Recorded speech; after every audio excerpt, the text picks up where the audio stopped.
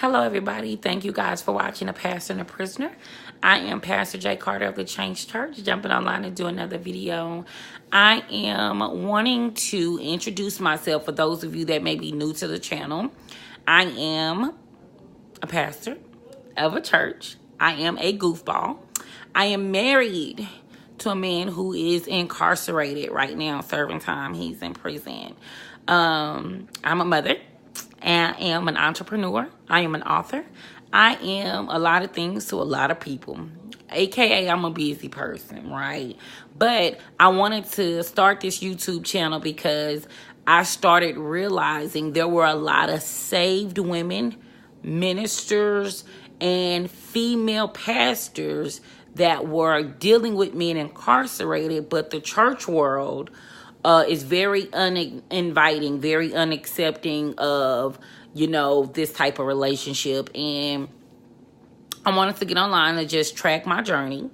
So I'm not what you would consider like relationship goals. I'm not trying to be like, y'all should be like me.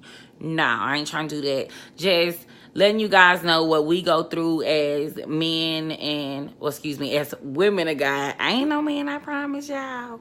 But as women of God concerning marrying somebody who's incarcerated. You know what I'm saying? So it gives you a different perspective. I know everyone or every YouTuber that has a channel who is a prison wife.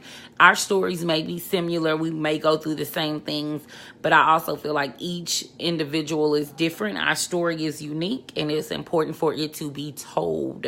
So I support all of the prison wife YouTubers. Woot woot, woot woot. So yeah, that's just the only reason why I started the YouTube channel. Well, I'd already had the channel before, but I changed the content once I got married. So I found it really important to support each other in regards to these relationships because ain't nobody else out here gonna do it, okay? That brings me to the story about my wedding dress. My wedding dress. So my husband, when he asked me to marry him, I'm gonna get it together. When he asked me to marry him, he was like, do everything that you can do to make this day and time special, just as if I was at home. Okay. So I had started, come on, Jackie. I began thinking about, having a reception, like a little party. I was thinking about inviting everybody, since it's like technically 4 to 5 different types of families, and everybody may not get along. Everybody don't always know each other. You know what I'm saying? So I was really considering this and contemplating it. And then it just hit me, do a photo shoot. So there is a video. I'm going to see if I can put the link in the description box. Don't beat me up if I can't, because y'all know my kids tell me with my YouTube channel. Sorry about that. People was calling. So anyway, on top of doing the photo shoot, I wanted it to just be real sexy, right? So I did like this sexy chocolate BBW photo shoot, very, very sexy. Those pictures are not on that vid. And then I took some pictures, blue jeans and t-shirts, the Carter wedding. So this is just giving you guys an idea of what you can do concerning how to celebrate your big day or whatever the case may be. So we did that. I ended up going out to eat. We did that. I went out dancing. There is nothing wrong with going out dancing. Okay, guys? Nothing wrong. We'll get on that on a whole nother topic, because so many people be like, well, you too super saved to be married to him. You too super saved. Who wrote the book of salvation and who made you the ruler of that thing? So glad you not God. You know what I'm saying? So glad. So glad. But that's how I began to celebrate the actual union. I got some cake. But what made me a little upset about my dress is that my family wanted me to do things with them concerning my wedding dress.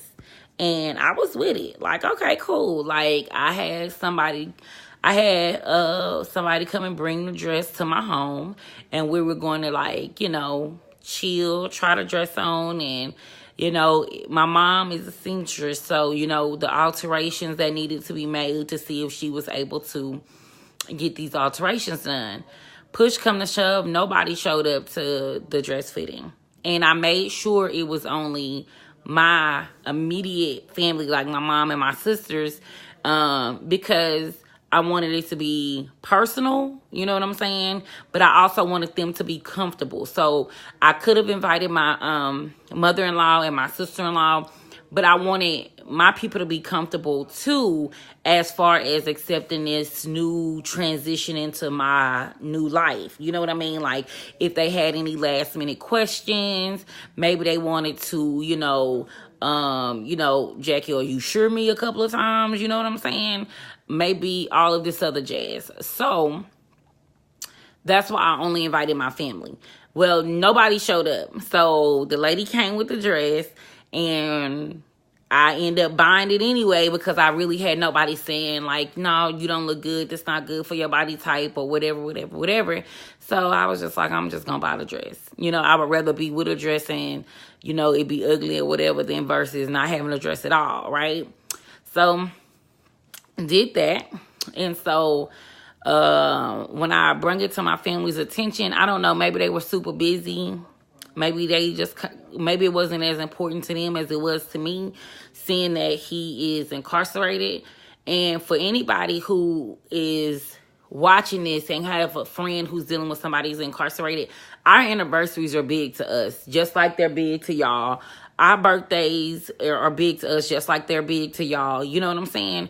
People downplay the relationship because he's gone or she's gone, depending on what's going on in y'all lives and relationships. But it's like, regardless or not, I still would have celebrated my anniversary, or I still would have, you know what I mean?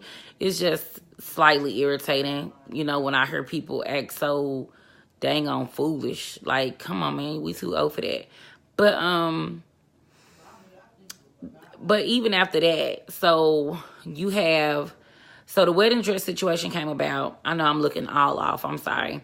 The wedding dress situation came about a couple of days or maybe a week or so later. I called my homegirls, and they came through, okay? I called about 3 of my homegirls, and I called my sister-in-law, and they came through, came over my house. Like, as I'm putting on the dress, I'm telling them, like, why I don't like it. 2 of my homegirls was like, girl, this dress is everything.